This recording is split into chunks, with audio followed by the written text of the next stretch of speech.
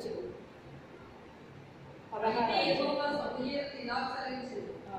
అతని రూపమును అతని ఎత్తును లక్ష్య పెట్టకు. మనుషులు లక్ష్య పెట్టువాడు యెహోవా లక్ష్య పెట్టడు. నేను అతను త్రోసివేసి ఉన్నాను. మనుషులు పైరూపమును లక్ష్య పెట్టుదురు కానీ యెహోవా హృదయమును లక్ష్య పెట్టడు. చాలండి, చిన్న ప్రార్థన చేసుకున్నాం. యెహోవా నాతో మాట్లాడని ప్రతి ఒక్కరూ ఆత్మీయంగా ప్రార్థన చేసుకున్నాం. సిద్ధపడదాం. పరిశుద్ధుడైన తండ్రి, మహోన్నతుడ, జీవాధిపతి, సర్వాధికారి, సర్వోన్నతుడ, సర్వశక్తి కలిగిన తండ్రి, మీ వందనాలు స్తోత్రాలు తండ్రి. దయగల ప్రభువా, కృపగల నాయన, మీకే వేలాది వందనాలు స్తోత్రాలు తండ్రి. స్తుతులు నాయన, పరిశుద్ధాత్మ దేవుడా, ఈ యొక్క ఉదయకాల సమయంలో ప్రభువా, మీ దివ్య వాక్యము ద్వారా మాతో మీరు మాట్లాడండి. ఎంతవరకు ప్రభువా నాయన మరి చక్కని గానం చేసి ఉన్నారు, బిడ్డలు ఆరాధన చేసి ఉన్నాము ప్రభువా తండ్రి నాయన. నా తండ్రి ప్రతి విషయంలో మీరు ఎంతగానో నాయన మీరు మా మధ్య నుండి ప్రభువా మీరు కార్యాలు జరిగిస్తున్నారు. నా తండ్రి నాయన, ఈ సమయంలో నీ దివ్య వాక్యము ద్వారా మాతో మీరు మాట్లాడండి నాయన ప్రభువా. అయా ఈ వాక్యంలో ఉన్న గూఢమైన సంగతి, రహస్యమైన సంగతులు మీ రాజ్య మర్మాలను తెలియచెప్పు నాయన. నా తండ్రి ప్రతి ఒక్క బిడ్డ చెవి తెరుగు నాయన, ప్రతి బిడ్డ హృదయం తెరుగు నాయన.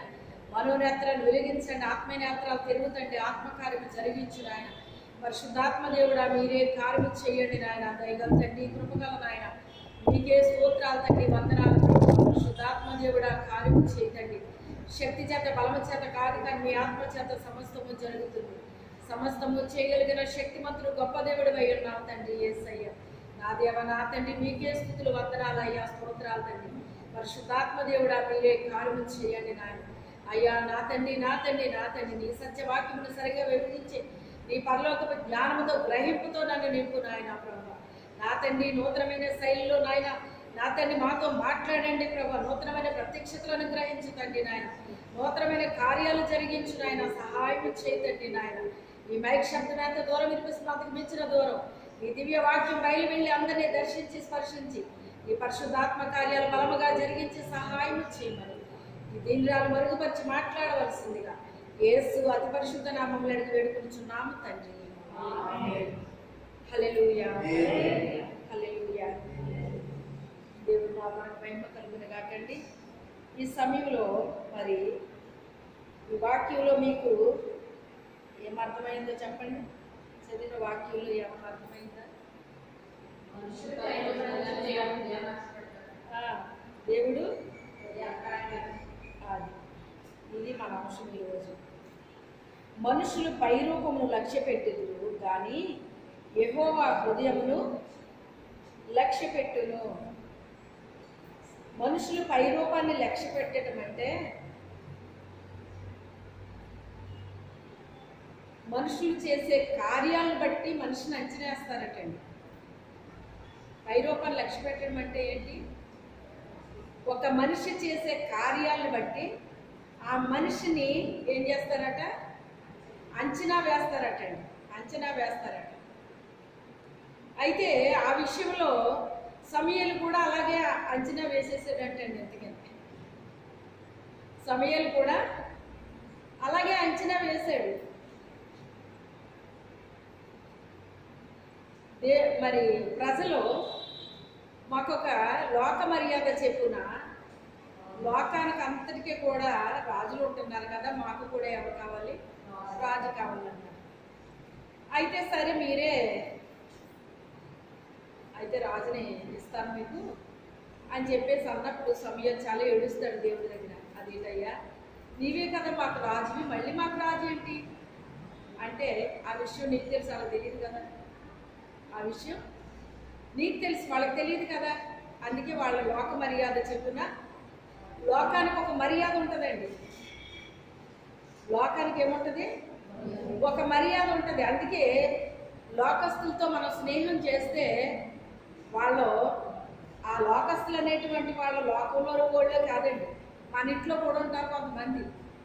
మన ఇంట్లో కూడా కొంతమంది ఉండి ఆ లోక మర్యాదను పాటించేటట్టుగా చేయాలని చూస్తారు. మొన్నే మనకు శుక్రవారం వచ్చింది, చాలా డీటెయిల్గా వచ్చింది ఈ విషయం. లోకంలో ఉన్నాం కదా, మరి లోక మర్యాదను అనుసరించకపోతే ఎలా కుదురుతుంది? వాళ్ళు ఫీల్ అవుతారు, వీళ్ళు ఫీల్ అవుతారని ఇబ్బంది పెడతా ఉంటారు అన్నమాట. కానీ మనము దేవునికి ఒక మర్యాద ఉంటుందండి. దేవునికి కూడా ఏముంటుంది? ఒక మర్యాద ఉంటుంది అన్నమాట. దేవుని బిడ్డలో దేవుని మర్యాదని అనుసరిస్తారటండి.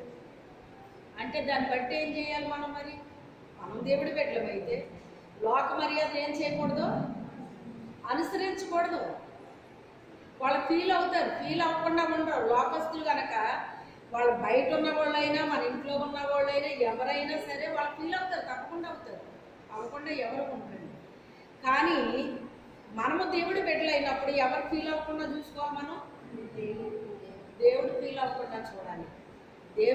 దేవుడు ఫీల్ అవ్వకుండా చూసుకోవాలంటే లోకస్తులు తప్పకుండా ఫీల్ అవుతారు. అదేంటి ఇలా చేస్తున్నారేంటి, అలా చేస్తున్నారేంటి అని చెప్పి చాలా ఫీల్ అవుతారు అన్నమాట అండి. అవసరమైతే మనతో మాట్లాడటం మానేస్తారు, మన శుభకార్యాలకు రావడం మానేస్తారు. ఏ శుభకార్యాలకి రావట్లేదు నేను, మా బంధువులు అనమాట.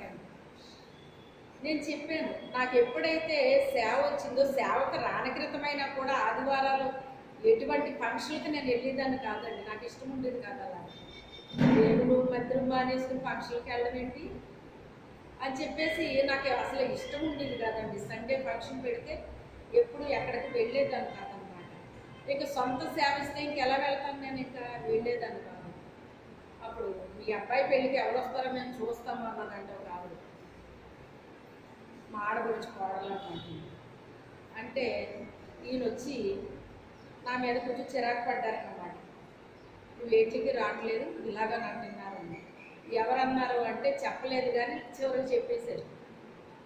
ఇలాగ అంటుంది మా అక్క వాళ్ళ కోడలు అని చెప్పేసి అన్నది. నువ్వు అలాగా అన్నది. ఆమె మీద నాకు ఏ కోపం లేదు, నాకేం బాధ లేదు, ఏ కోపం లేదు. నా దేవునికి ఒక మర్యాద ఉంది, నా దేవుని మర్యాదను నేను ఫాలో అవుతాను అంతే. అది వాళ్ళకి నచ్చదు, నా దేవుడికి నచ్చింది. మరి నా దేవుడికి ఏది నచ్చితే అదే నాకు నచ్చుతుంది. అందుకని వాళ్ళ మర్యాదను నేను ఫాలో అవ్వను. నన్ను పుట్టించుకున్న ఆయన మర్యాదను నేను ఫాలో అవుతాను నేను. అయితే అప్పుడు నేను ప్రభు దగ్గర ప్రార్థన చేస్తున్నప్పుడు కన్నీళ్ళు ఒలుతున్నాయండి. ప్రభువా, మరి ఇలాగని మాట్లాడుతున్నారంట. ఇంకొక ఆయన అన్నారంట, వాళ్ళు చిన్నాన్నగారు కొడుకు అనుకుంటాను అనమాట అండి. ఆయన వెళ్ళిపోయి ఎక్కడో అడవుల్లో ఉన్నారు, మీరు ఎవరు వస్తారు అక్కడికి? మీరు వచ్చి మా దగ్గర ఉండాలి. మీరు రిటైర్ అయిపోయిన తర్వాత అక్కడ పని ఏంటి మీకు? ఆ సేవ ఏదో మీ మిస్సెస్ని ఇక్కడ చేయమని, అక్కడే చెయ్యాలా ఏంటి? మీరు మా దగ్గర ఉంటే మీరు మేము కలుసుకుంటూ ఉంటాం అన్నింటిలో. మీరు ఎక్కడో ఉంటే మేము ఎలాగ వస్తాము? అక్కడ ఎందుకు ఉన్నారు మీరు? మేము రాము అని చెప్పేసి ఆయన అయితే మొహం మీద చెప్పేసాడటండి. ఈవిడేమో ఇలా అన్నారటండి. అంటే అప్పుడు నా ప్రభుతో, మరి ఏదైనా నేను ప్రభుతో చెప్పుకోవడమే నాకు అలవాటు. మనుషులతో కంటే ప్రభుతో చెప్పుకోవడం అలవాటు. ప్రభు మరి ఇలాగ అంటున్నారంట, కానీ నువ్వు నన్ను సిగ్గుపరిచే దేవుడవు కాదు, నా తల దింపే దేవుడవు కాదు. ఎవ్వరూ రారు అని చెప్పేసి మేమెవ్వరూ రాము అని అంటున్నారంట, కానీ నువ్వు నన్ను సిగ్గుపరచవయ్యా, నా తల దింపే దేవుడు కాదు నాయన. ప్రభా, నా బిడ్డ వివాహం అది నీ చేతుల్లో ఉంది, నువ్వు చేయగలిగిన శక్తిమంతుడు. ఏ రీతిగా జరిగిస్తావో నాకు తెలియదయ్యా. వాళ్ళందరూ కట్టగట్టుకుని మానేద్దామని అనుకుంటున్నారంట ప్రభా, కానీ నన్ను సిగ్గుపరిచే దేవుడు కాదయ్యా. మీరే చూసారు ఎంత ఘనంగా దేవుడు జరిగించాడండి. వాళ్ళు వచ్చారండి, వచ్చి చూసి అమ్మో ఎంతమంది వస్తారని మేము అనుకోలేదు అసలు. ఇంకా చాలా తక్కువే చెప్పారు అయ్యగారు. ఇంకా చెప్తే బోల్డ్ జనం వచ్చేవాళ్ళు ఉన్నారన్నమాట. చెప్పడానికి టైము లేదు, అవకాశం లేక మరి ఇంటి దగ్గర అయితే మరి అందరూ దగ్గర వాళ్ళు ఉంటారు కనుక తలో పని చేసి పెడతారన్నమాట. అయితే ఇక్కడ అయ్యగారు ఒక్కలో అయిపోయారు.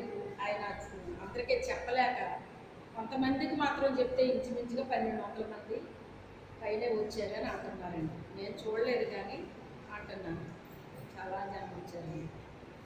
వాళ్ళ సంగతి ఎలా ఉన్నా అన్న ఆవిడ వచ్చిందనమాట అండి. వచ్చి చూసి అమ్మో ఇంత జనం వచ్చారు, ఇంత జనం వస్తారని అసలు అనుకోలేదు, ఇంత జనం వచ్చేసారు, చాలా బాగా వచ్చారు, చాలా బాగా వచ్చారని. అంటే వీళ్ళకి 2 నాలుకలు ఉంటాయండి. ఏముంటాయి? అలాగా మాట్లాడేస్తారు, ఇలాగా మాట్లాడేస్తారండి. అప్పుడు ముందు ఏం చెప్పింది మరి ఆవిడ? మేము లేకుండా మీరు ఎలా చేసుకుంటారు, ఎవరు వస్తారో చూస్తామన్నది ఆవిడ. ఎలాగ రప్పించాడో దేవుడు ఆమె కళ్ళకే చూపించాడు. దేవుడు చూపించాడా లేదా? అంటే నా పక్షాన్ని ఉన్నాను అని రుజువు చేశాడా లేదా? దేవుడు నిలబడతాడండి. ఎప్పుడు నిలబడతాడు? మనం ఆయన కోసం నిలబడితే ఆయన మన కోసం నిలబడతాడు. మనం ఆయన కోసం నిలబడకుండా ఎక్కడికక్కడ మనం తప్పించుకుంటున్నాం అనుకోండి, అయ్యి బాబోయ్ మా ఊళ్ళు ఊరుకోరండి, మా ఊళ్ళు ఫీల్ అయిపోతారండి, మా ఊళ్ళు ఎలాగండి, మా ఊళ్ళు ఎలాగండి అని నువ్వు తప్పించుకుంటుంటే దేవుడు ఎందుకు నిలబడతాడు నీ పక్షంగా? చెప్పండి, ఎందుకు నిలబడతాడు? నువ్వు ఎక్కడికక్కడ తప్పించుకుంటావు, నీకు ఏ ప్రార్థన లక్ష్యం ఉండదు, నియామక ఉడుకులు ఉంటాయి, ప్రభువుని కలుసుకోవాల్సిన టైం ఉంటుంది. అవన్నీ మనం రెగ్యులర్గా చేసే పనులండి. అవన్నీ కూడా మనం చేసే పనులు కూడా మనం చేయకుండా ప్రభువా నువ్వు రా నా పక్షాన్ని నిలబడు అంటే ఎలా నిలబడతాడండి ఆయన? ఎలా వస్తాడండి ఆయన? నువ్వు ఎంతవరకు నిలబడ్డావు దేవుని పక్షంగా? నిలబడాల్సిన టైం వచ్చినప్పుడు నువ్వు నిలబడ్డావా? కొన్ని టైంలు ఉంటాయండి నిలబడాల్సిన టైంలు. ఆ టైంలో నువ్వు నిలబడ్డావా? మా అన్నయ్య గారు వాళ్ళ పిల్లలకు కూడా ఎప్పుడన్నా పెట్టుకున్నప్పుడు నేను చాలా ఖచ్చితంగా చెప్తాను. నేను ఆదివారాలు మీరు పెట్టుకోవద్దు, పెట్టుకుంటే నేను రాను అని చెప్పేదాన్ని అన్నమాట. అయితే మరి ఎలాగ మరి అది ఇది అనేసి ఒక ఆయన ఆదివారమే పెట్టుకుంటాడండి. పాపం దేవుడి స్తోత్రం, అందరికీ సెలవు ఉంటుందని ఉద్యోగస్తులు దృష్టిలో పెట్టుకుంటారన్నమాట అండి. పెట్టుకుంటే అప్పుడు నేను చెప్పాను, అయితే నేను రావాలంటే నేను ప్రార్థన అయిపోయాక వస్తాను, ఏ టైం అవుతుందో నాకు తెలియదు అని చెప్పేసి. మరి నేను రావాలని కోరుకుంటున్నారు కదా, నేను రావాలని కోరుకుంటే నేను ప్రార్థన అయిపోవాలి. ప్రార్థన అయిన తర్వాత అప్పుడు నేను బయలుదేరి వస్తాను, ఏ టైం అవుతుందో నాకు తెలియదు. అంటే ఇంచుమించుగా ఆ ఫంక్షన్లో నేను అందరూ ఉన్నప్పుడు నేను ఉండనండి. నేను వెళ్ళేటప్పుడు ఇంచుమించుగా చాలామంది వెళ్ళిపోతారనమాట. ఎందుకంటే నేను ఇవన్నీ చక్కబెట్టుకుని నేను వెళ్ళేసరికి అక్కడికి వెళ్ళేసరికి 4 అలాగ అవుతుంది అనమాట అండి. అప్పటికి ఎవరు ఉంటారు? భోజనాలు తినేసి ఏదో బాగా దగ్గర వాళ్ళు ఉంటే ఉంటారన్నమాట అండి. అంటే నేను కంపల్సరీ రావాలనుకుంటే నేను అలా వస్తాను అని చెప్పి ముందే చెప్పుకుంటాను అన్నమాట. ఇంకా అలాగా నువ్వు అంటారు. ఇప్పుడైతేనంట ఇంకా మళ్ళీ కొత్తగా నాకు రూల్స్ పెట్టారన్నమాట అండి. ఏమండి ఇన్ని సంవత్సరాలు నేను మానకుండా చేసుకున్నదాన్ని ఇప్పుడు ఈ రూల్స్ పాటిస్తాను నేను, ఇప్పుడు ఫాలో అవుతానా నేను? తప్పకుండా ఉండాలి నువ్వు. ఆదివారం ఎవరో ఒకరికి అప్పచెప్పిరా, మళ్ళీ నాకు సలహా చెప్తున్నారండి, నాకు సలహా చెప్తున్నారండి. చాలా బాగుంది, ఈ డిమాండ్ ఇంకా బాగుంది. లేదు నీళ్ళేసి పెంచి నన్ను ఇది చేసినట్టుగా ఉంది ఇప్పుడు నాకు చెప్పాలంటేని. ఏ వ్యక్తినైనా కూడా దేవుడు పెంచాలండి, అవునా కాదా? మనం ఈ రోజుని 4 ముద్దలు తింటున్నామంటే ఎవరు పెంచుతున్నారు? దేవుడు మనల్ని. ఉద్యోగం ఉంటే మీరు జీతాలు తెచ్చుకుంటారమ్మా. ఉద్యోగం లేని వాళ్ళ పరిస్థితి ఏంటి? కష్టపడి పనిచేసి తెచ్చుకుంటారు. బిజినెస్ చేసేవాళ్ళు అందులో తెచ్చుకుంటారు. ఏ పని చేయని వాళ్ళు కూడా తింటున్నారు కదండి. దాన్ని ఏమనాలండి? దేవుని యొక్క కనికరం అనాలి. ఏమనాలి? ఎందుకంటే పుట్టించాడు కాబట్టి పోషించలేడు. మరి తప్పుతుందేంటి? కన్నా కనుక పెంచుతున్నావు, మరి కన్నా పాపానికి ఏం చెయ్యి? మరి నేను పెంచాలి మరి అనరా తల్లిదండ్రులని? కన్నా పాపం ఏంటి? అది కంటమే పాపం అంటండి. అయితే ఈయన 80 మంది కొడుకులు కన్నాడండి ఈయన. కానీ 7 కొడుకుల విషయంలో చాలా సంతోషంగా ఉన్నాడు ఆ తండ్రి. ఎందుకనంటే వాళ్ళు యుద్ధాల్లో చక్కని మరి ఆజానుబాహులాగా ఉన్నారట. యుద్ధాలు చేస్తున్నారు, అన్నీ చేస్తున్నారు. చాలా వాళ్ళ వల్ల మా ఇంట్లో 3 యుద్ధానికి వెళ్తున్నారు అనేటువంటిది అతనికి ఎలాగుంది? చాలా గర్వంగా, సంతోషం కూడా కాదు, గర్వం ఫీల్ అవుతున్నాడు అనమాట అండి. సంతోషపడాలి, గర్వం ఫీల్ అవ్వకూడదు. అర్థమైందా? గర్వం ఫీల్ అయితే ఒక మొట్టేస్తాడండి దేవుడు, ఊరుకోడు. సంతోషపడండి. ఏదన్నా జరిగినప్పుడు ప్రభా నీకు స్తోత్రం, ఇలా జరిగించావు, నీకు వందనాలు ప్రభా అని దేవుడికి చెప్పి సంతోషపడండి. అంతే తప్ప గర్వపడిపోయారంటే ఒక మొత్తేస్తాడు అనమాట. ఇంక మళ్ళీ నువ్వు ఎవరితో చెప్పుకోవడానికి కూడా ఉండదంట. దేవుడు ముత్తు అలా ఉంటుంది. అది ఆ మొట్టుకాయ ఎవరేసారో ఎవరు తిన్నారో వాళ్ళిద్దరికీ తెలుసు. అవునా కదా? దొంగడు అంటే దొంగతనానికి వెళ్ళాడంటండి, తేలు కుట్టిందంట. ఏడితే కుట్టదండి ఆడికి. వస్తే కళ్ళకు నీళ్ళు రావాలి తప్ప బాబోయ్ అని అడిగి ఏడవడానికి ఉంటుందండి. మామూలు వాళ్ళకి తేలు కుడితే ఏం చేస్తారు?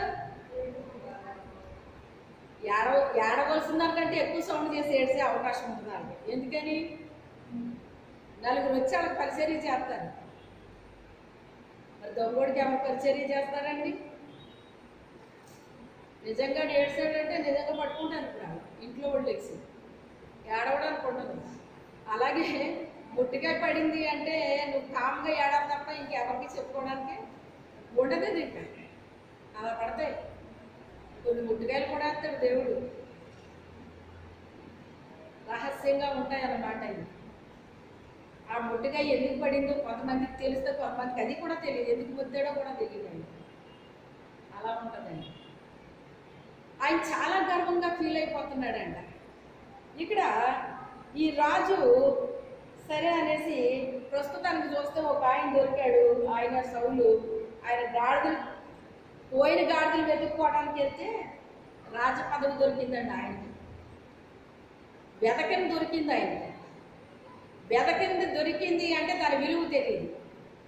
వెతికింది దొరికితే దాని విలువ తెలుస్తుంది. వెతకంది అది మనకు దొరికింది అంటే దాని విలువ తెలియదండి. అది ఎంత విలువైందో తెలియదండి. అయితే ఇది వెతకని పదం వచ్చింది అతనికి. అందుకే మనుషులు చెప్పినట్టు చేశాడు కానీ దేవుడు చెప్పినట్టు అతను చేయలేదండి. అందుకే ఊస్టింగ్ అయిపోయింది. ఎంత చక్కగా పోస్ట్ వచ్చేసిందో అంత చక్కగా ఊడిపోయింది అనమాట. ఊడిపోతే అప్పుడు దేవుడు ఒక అతన్ని ఏర్పాటు చేసుకున్నాడు. ఏర్పాటు చేసుకుని ఈ సౌల్ని ఈ సమూయేలుకి చెప్పి, పలానా యెష్షయి కుమారులో ఒకటి నేను చూశాను, వెళ్ళి వాడిని అభిషేకించు, ఎంతకాలం ఏడుతావు నువ్వు, ఇంకా ఏడ్చిన కాడికి చాలులే, నీ తైలపు కొమ్ముని నింపుకో, పలానా చోటకి. ఆ యెష్షయి ఇంటికి వెళ్ళాడని రాజుకి తెలిస్తే సౌలు రాజుకి చంపేస్తాడండి. మరి వాళ్ళ ఇంటికి వెళ్ళాలని తెలిస్తే నన్ను చంపేస్తాడు కదా ప్రభు అన్నాడు. ఆ మాట కరెక్టే. సరే బలి అర్పించడానికి వెళ్తానని చెప్పు అన్నాడు దేవుడు. దేవుడు ఆలోచనకర్త అండి, మనకు ఆలోచన ఇస్తాడండి ఆయన అడిగితే.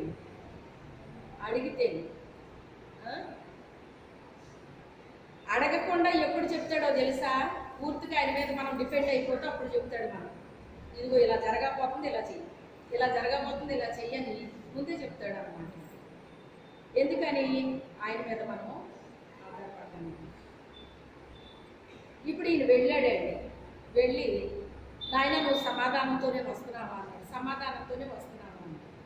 మరి ఎందుకు వచ్చావు నాయన అంటే ఇది సంగతి అన్నాడు. బలి అర్పించమన్నాడు దేవుడు. అందుకని బలి అర్పిద్దాము అన్నాడు. బలికి ఏర్పాటు చేసేసాడు. బలి అర్పించారు. ఇప్పుడు నీ కొడుకులు తీసిరా, ఎంతమంది ఉన్నారో అని చెప్పేసి నీ కొడుకులు తీసిరా అన్నాడు. ఎంతమంది అంటాడు.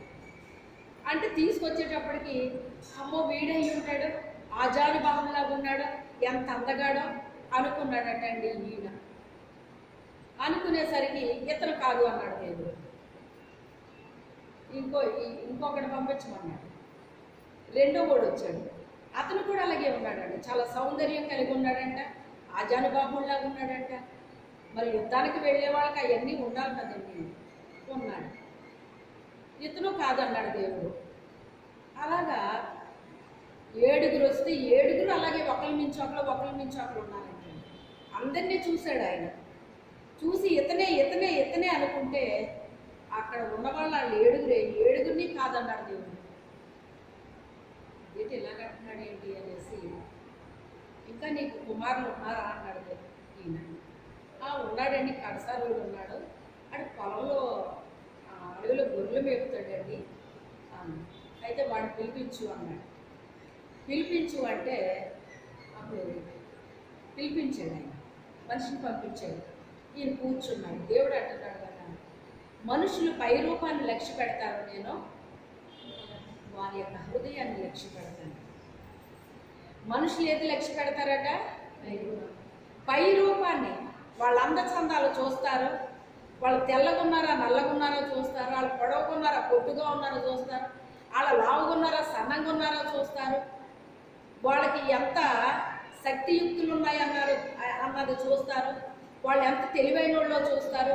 ఇవన్నీ కూడా బయటికి కనిపించే విషయాలండి. ఇవన్నీ కూడా వీటన్నిటిని బట్టి నిజంగా వీళ్ళు చాలా తెలివైన వాళ్ళు, వీళ్ళు చాలా ఇలాగా, వీళ్ళు చాలా అలాగా అనేసి వీటిని బట్టి వీళ్ళు ఏం చేస్తారంటే అంచనా వేస్తారండి. అయితే దేవుడు అంటున్నాడు కదా, నేను పై రూపమును లక్ష్య పెట్టు దేవుడును కాను, నేను హృదయమును లక్ష్య పెట్టే దేవుణ్ణి అంటున్నాడు.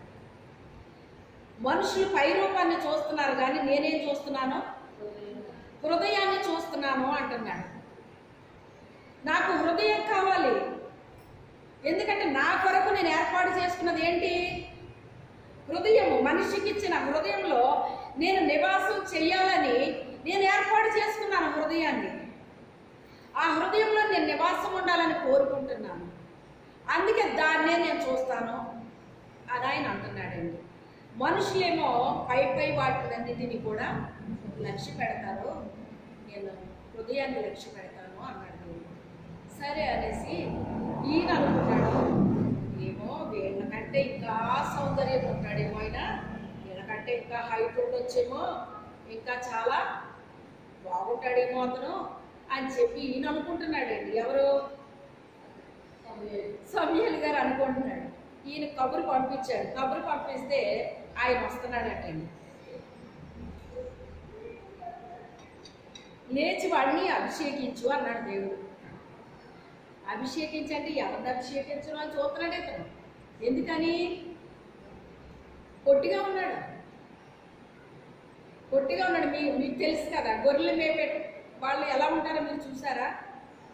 మనం ప్రయాణం వెళ్ళేటప్పుడు గొర్రెల మందలో మేపుకుంటే వెళ్ళే వాళ్ళని చూస్తాం కదండి, ఎలా ఉంటారండి? మంచి చుట్టూ బూట్ వేసుకుంటారు వాళ్ళు.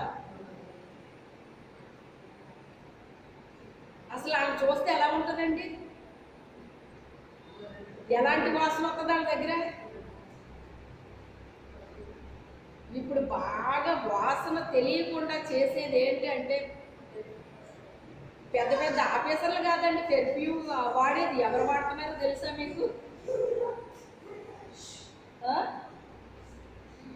చిన్నోళ్ళే ఎక్కువ స్మెల్ వచ్చేది వాడతారండి. పెద్ద పెద్ద ఆఫీసర్లు అసలు అది వాడితే వాడతారు, లేకపోతే లేదన్నమాట. ఒకవేళ వాడినా చాలా తక్కువ స్మెల్ వచ్చేది వాడతారు వాళ్ళు. అత్తర్లాగా ఇక్కడ రాసుకుంటే ఎక్కడికో కొట్టేలాగా రాసుకోలేదు. అక్కడ వాళ్ళ దగ్గరికి వెళ్తే లైట్గా వాసన వచ్చేటట్టు ఉంటుంది, అవునా కాదా? ఇప్పుడు ఈయన దగ్గర ఏం వాసన వస్తుందండి? శాంతి, మంచి సువాసన వస్తుందా? మరి వాళ్ళతో ఆ గొర్రెలతో కలిసిపోతాడు కదా మరి అతను, అవునా కదా? వాటిని పట్టుకుంటాడు, మరి వాటికి చేయాల్సినవన్నీ చేస్తాడు. ఇవన్నీ చేస్తుంటే వాటి మధ్య పడుకుంటాడు, వాటి మధ్య తిరుగుతూ ఉంటాడు. ఇక మరి వాటిది ఇతనికి పట్టుకోదా? అది పట్టుకుంటుందా? పట్టుకోదా? దుర్వాసన వస్తుందా రాదా అతని దగ్గర? ఏది ఎవరొచ్చారని చూసుకుంటున్నాడు ఈయన. ఎటు నుంచి వస్తాడా అని కనిపెడుతున్నాడటండి. ఒక పెద్ద ఆఫీసర్ కోసమో, లేకపోతే ఇక్కడ మనకి బాగా పెద్ద ఆయన ఎవరో కదా, పిఓ గారు వస్తున్నారంటే మరి ఎలా కనిపెడతారు ప్రజలు? దేవుని స్తోత్రం. ఎక్కడైతే చాలా మర్యాదగా పిలుస్తారంట. మా సైడ్ అయితే చాలా గౌరవిస్తారు ఉద్యోగస్తులు. ఇక్కడ ఎలాగంటే పిఓ గారిని కూడా వాడు వచ్చాడు, వాడు పోయాడు, ఇది భాష. అసలు పిఓ గారు అంటే కలెక్టర్ కదండి. మరి మన సైడ్ కలెక్టర్కి ఎంత రెస్పెక్ట్ ఇస్తాం మనం, ఎంత గౌరవిస్తాం మనం వాళ్ళని. అసలు చిన్న ఉద్యోగినైనా గౌరవిస్తారండి కింద సైడ్. ఇక్కడ ఎంత పెద్ద ఉద్యోగి అయినా కూడా వాడు వచ్చాడు, వాడు పోయాడు, ఇది మర్యాద. ఇక్కడ ఈ వచ్చిన ఆయన్ని అతను వచ్చాడు, నువ్వు లేచి అభిషేకించాను. ఎవరు వచ్చారని చూస్తున్నాడు ఈయన. ఎవరు వచ్చారండి? ఆయన డ్రెస్ విధానమే వేరుగా ఉంది మొత్తం అంతా. ఈ 7 మంది ఒకలాగా ఉంటే ఆయన మొత్తం ఒకలాగా ఉన్నాడండి. లేచి నువ్వు అతన్ని అభిషేకించాడున్నాడు. ఇప్పుడు అతను వచ్చినప్పుడు ఇప్పుడు ఇతను లేచి నిలబడమంటున్నాడు దేవుడు. ఎప్పటి వరకు కూర్చున్నది చాలు, ఇప్పుడు లేచి నువ్వు నిలబడి అతన్ని అభిషేకించన్నాడు. ఎవరిని అభిషేకించాలి? ఎవరు అనుకుంటున్నాడు ఇతను. సరైన డ్రెస్ లేదు అతనికి, తలకు ఒక ఆయిల్ లేదు. అతని దగ్గర చూస్తే ఆ మేకలో గొర్రెలు వాసన, దుర్వాసన ఇన్ని రకాలుగా ఉంది. కానీ శరీరానికి సంబంధించింది మనుషులకు వాసన వస్తుంది, హృదయంలో నుంచి దేవుడికి సువాసనలు వస్తున్నాయటండి. ఏమొస్తున్నాయి? సువాసన.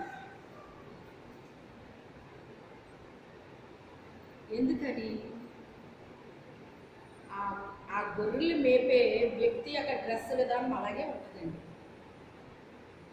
అంతేగాని సుట్టు బూటు వేసుకుని వెళ్ళి మేకలు గొర్రెలు మేపితే అసలు ఆ గొర్రెలు ఎలా ఉంటాయండి? అవి అసలు మన కాపరేనా అనుకుంటాయి అన్నమాట. ఇప్పుడు పందులు మేపే డ్రెస్ వేరటండి, మేకల్లో గొర్రెలు మేపే డ్రెస్ వేరటండి, గేదెలు మేపే డ్రెస్ వేరు. ప్రతి స్కూల్కి ఒక యూనిఫామ్ ఉన్నట్టు వాళ్ళకి కూడా ఏముంటుంది? ఒక యూనిఫామ్ ఉంటుంది అన్నమాట.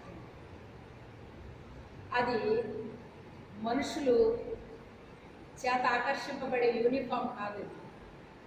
మనుషుల చేత ఆకర్షించబడే యూనిఫామ్ లేదు అతని దగ్గర.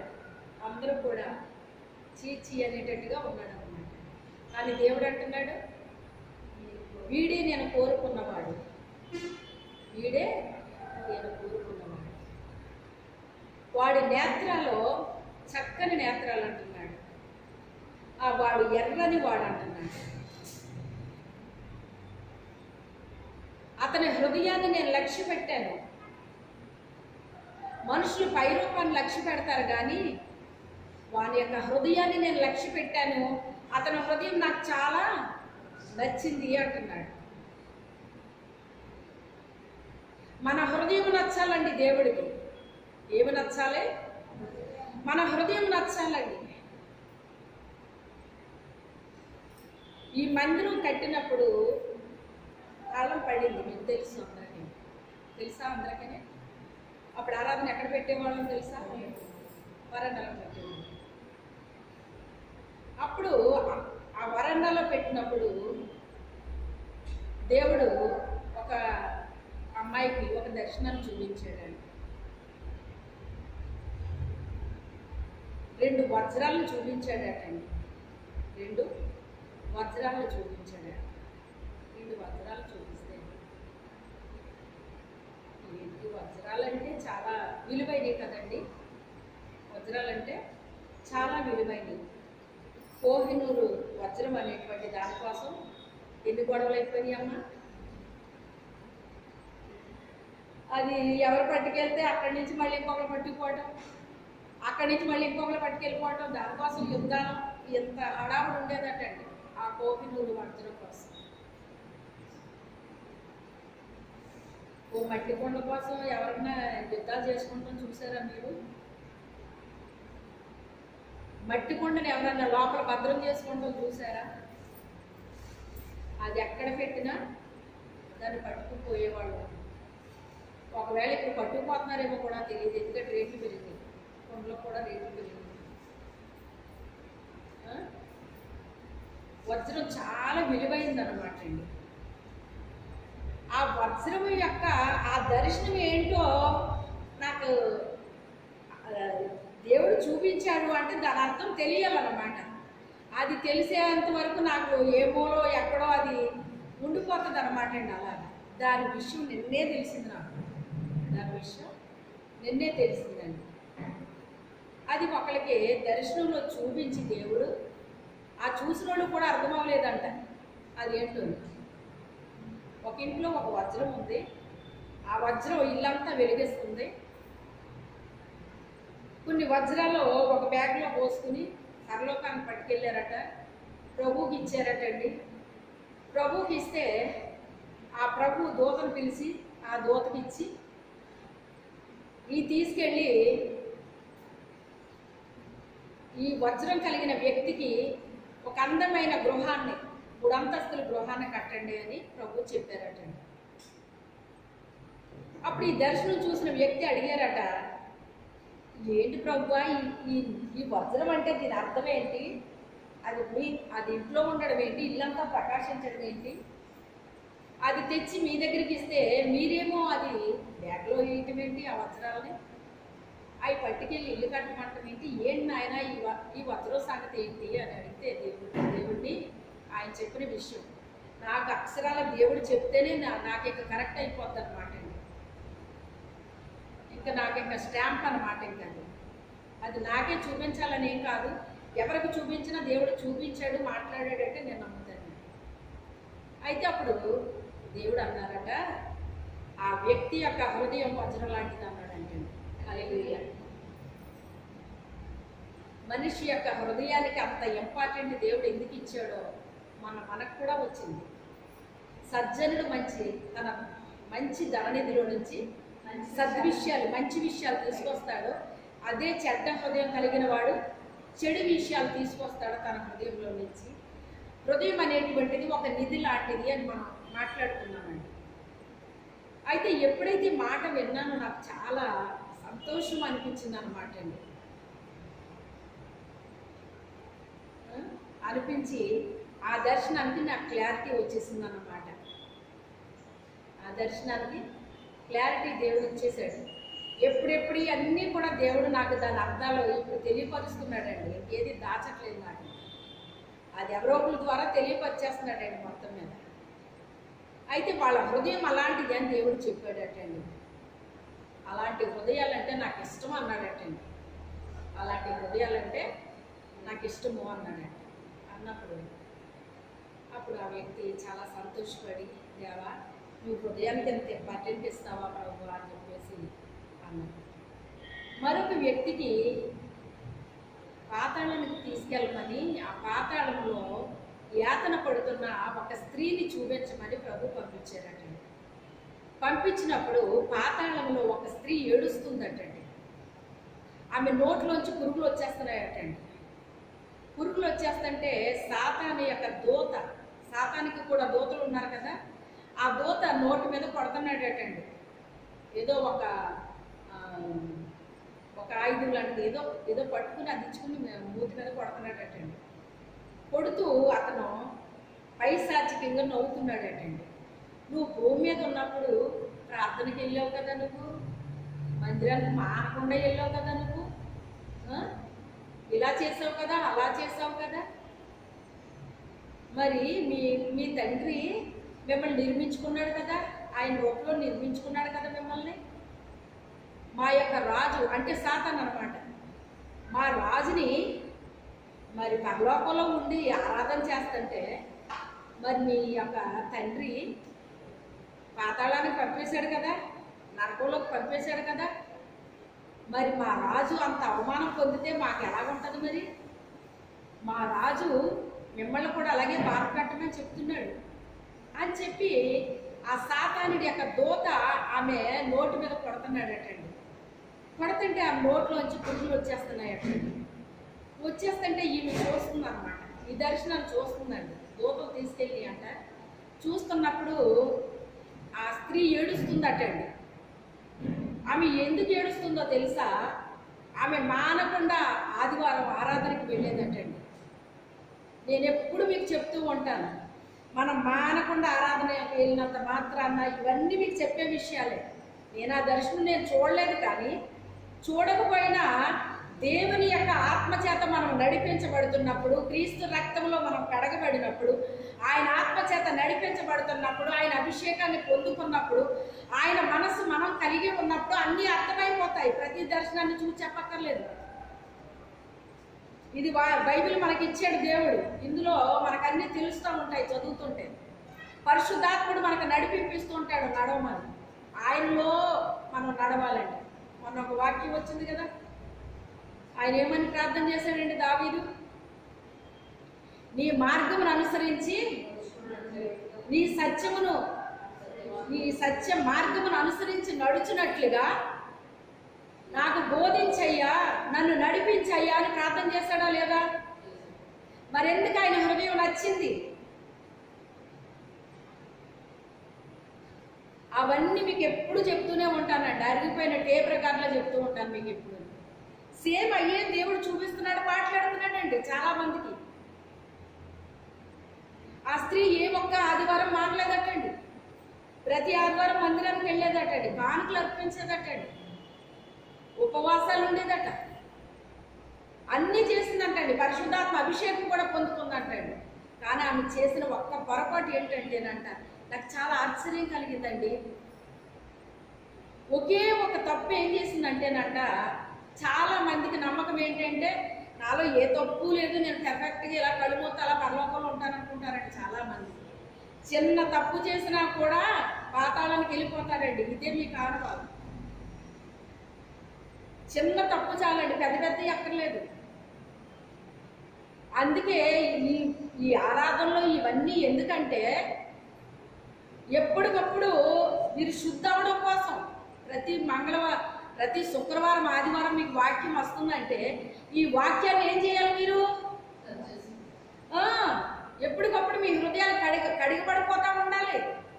మీ ఆలోచనలు కడగబడిపోవాలి.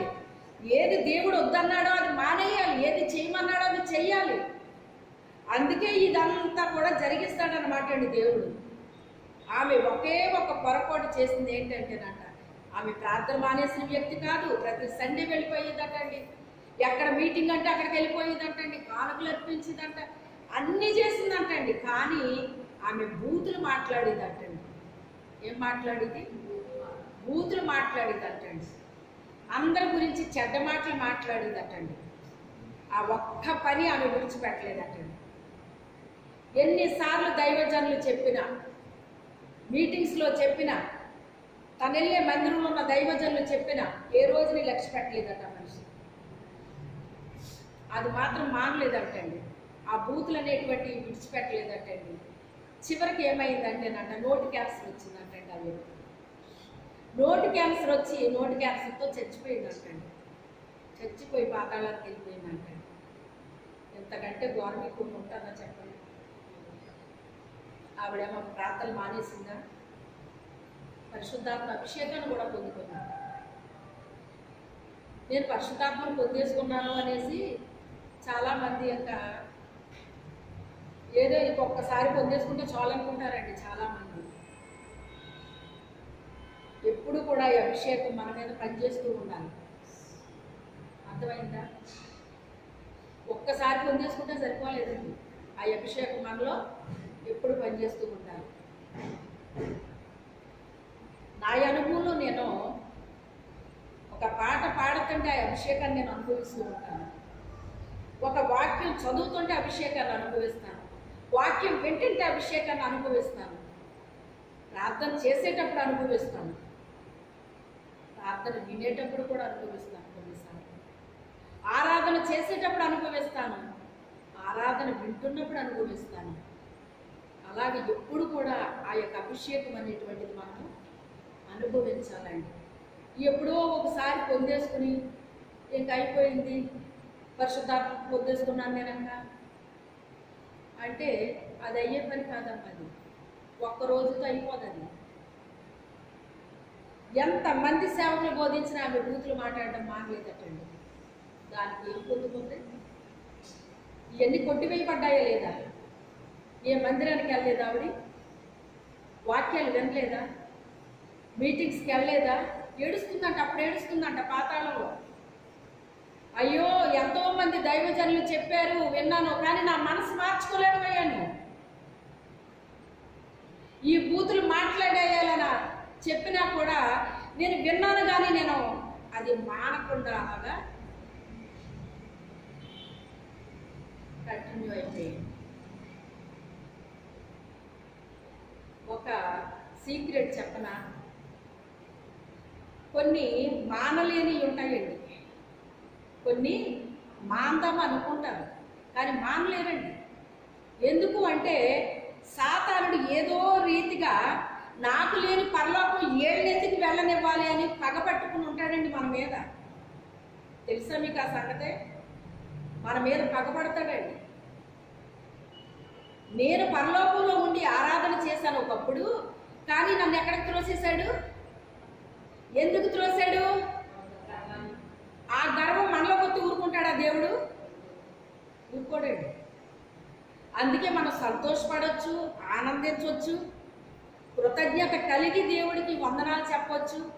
గర్వం మాత్రం మనకు పడకూడదండి. గర్వం పడ్డామంటే ఊరుకోడు అసలు దేవుడు. అది దేవుడికి సంబంధించింది కాదది, అది సాతానునికి సంబంధించింది. అందుకే అక్కడ గర్విష్ఠులు డాంబికులు నా యొద్ద నిలవనేరని అని చెప్తాడు. ఎన్నిసార్లు చెప్పినా నేను వినలేదు అని చెప్పి ఊరిని ఏడుస్తుందంటే, ఇంక పాతాళానికి వెళ్ళాక ఇంక ఏడిస్తే ఏం ప్రయోజనం అండి? ఇంకా మనిషి తప్పించబడేది ఎంతవరకు అంటే భూమి మీద బ్రతికున్నంత వరకే అవకాశం ఉంటుందండి మనిషి. కనీసం చావు బతుకుల మధ్య ఉన్నప్పుడైనా ప్రభువా నన్ను క్షమించయ్యా అని ప్రార్థిస్తే అప్పుడైనా కూడా క్షమాపణ దొరుకుద్దేమో. అలా అని చెప్పేసి చావు బతుకుల మధ్య అప్పుడు క్షమాపణ పొందుకుందామలంటే ఆ అవకాశం అందరికీ రాదు. కొంతమంది అలాగంటే అయితే అప్పుడు పొందుకొచ్చలేనుకుంటారు కొంతమంది. తెలివితే అట్లా. నీకు ఆ అవకాశం దొరకవచ్చు దొరకకపోవచ్చు చెప్పలేము. అది ఎవరికి దొరుకుతుంది అంటే పరిశుద్ధులకు దొరుకుతుంది ఆ అవకాశం, అందరికీ దొరకదు. పరిశుద్ధులు ఇంకా పరిశుద్ధపరుచుకుంటాడు దేవుడు. మీకు చాలాసార్లు చెప్పాను. ఒక మామగారు నా దగ్గరికి వచ్చేవారు, ఆవిడ భయంకరమైన కోపం అంట. ఎవరికి ఆవిడ కోపం ఉన్నట్టు తెలియదండి అసలు. వాళ్ళ ఇంట్లో వాళ్ళకి తప్ప బయట వాళ్ళకి ఎవరికీ తెలియదు. నాకు కూడా తెలియదు ఆవిడ కోపం అని. కానీ ఒకరోజు కోపం గురించి చెప్తుంటే మళ్ళీ ఇంకొకసారి చెప్తారమ్మా అని నన్ను ప్రాధేయపడి అడిగినట్టు అడిగింది ఆవిడ. చెప్తాను మామగారు, దానికేముంది చెప్తానని మళ్ళీ చెప్పాను. 3 సార్లు చెప్పాను అలాగా. ఆ రోజున వదిలేసింది ఆ కోపం. అలాగా ఎవరికి మేలయ్యింది? నా దగ్గరికి ఎందుకు పంపాడు దేవుడు? ఆమెను శుద్ధీకరించమనే కదా నా దగ్గరికి పంపించాడు. మీ అందరినీ దేవుడు నా దగ్గరికి ఎందుకు పంపించాడు? మీకు చేయాల్సిన పని చేయమనే కదా పంపించాడు. మరి నేను చెప్తున్నాను కదా, చెప్తున్నప్పుడు మీరు ఏం చెయ్యాలి? చేసుకోవాలి కదా. అవకాశం ఉన్నప్పుడు చేసుకోవాలి. ఎందుకంటే వాన రాకడా ప్రాణం పోకడా తెలుసా ఎవరికన్నానే? అయ్యో ఇప్పుడే చూసామండి, ఇప్పుడే మాట్లాడామండి. ఎంతమందికి జరగట్లేదు? ఆలోచించండి. మనము శుద్ధీకరించబడి ఉంటే మనం బ్రతికినా పోయినా మనకి మేలది. బ్రతుకుంటే కొంతమందికి ఉపయోగపడతాం, చనిపోతే కనీసం మనకన్నా దొక్కుతుంది అక్కడ. అవునా కాదా? దొక్కుతుంది. ఆ 2 వజ్రాలు ఏంటో నాకు అర్థమైపోయింది అన్నమాట. అప్పటి నుంచి వజ్రాలు ఎవరన్నది నాకు తెలిసిపోయింది, అప్పుడే తెలిసిపోయింది. కానీ ఈ వజ్రం గురించి ఇంకా కాస్త డీటెయిల్ కావాలి నాకు. ఆ డీటెయిల్ నాకు చెప్పలేదు, కానీ ఎవరి ద్వారా తెలియపరిచాడు. సరే ఎవరి ద్వారా తెలిస్తే ఏమైంది, కానీ నా విషయం నాకు తెలిసింది అంతే చాలు. అవునా కదా? నాకు చాలా హ్యాపీ అనిపించింది. అంటే మన హృదయం అలా ఉండాలటండి, ఒక వజ్రంలా ఉండాలటండి. వేళ్ళండి వజ్రం అండి. మీ పిల్లలు వజ్రాలు లాంటి వాళ్ళండి అని అంటూ ఉంటారే, బుద్ధిమంతులు ఏమంటారండి? వజ్రం అంటారండి. యేసన్న గారు కూడా ఇలాగే అన్నారండి. పాపం ఆయన్ని భద్రాచలం పిలిచారటండి. పిలిస్తే సాయంకాలం మీటింగ్ అంట. ఆయన్ని రిసీవ్ చేసుకుని వాళ్ళ ఇంట్లో పెట్టుకున్నారటండి వాళ్ళు భార్యాభర్తలు. వాళ్ళిద్దరు పిల్లలు కూడా అసలు తెల్లగా ఉంటారు, మీకు తెలుసు కదా ఇక్కడ వాళ్ళు. ఇంకా అలా పెట్టుకుంటే మాసిపోతారేమో అన్నట్టు ఉంటారు కొంతమంది పిల్లలు, తెల్లగా ఉన్నారంట. అబ్బా కొడుకు నిండిపోతుందమ్మా మీ పిల్లలు చూస్తేని,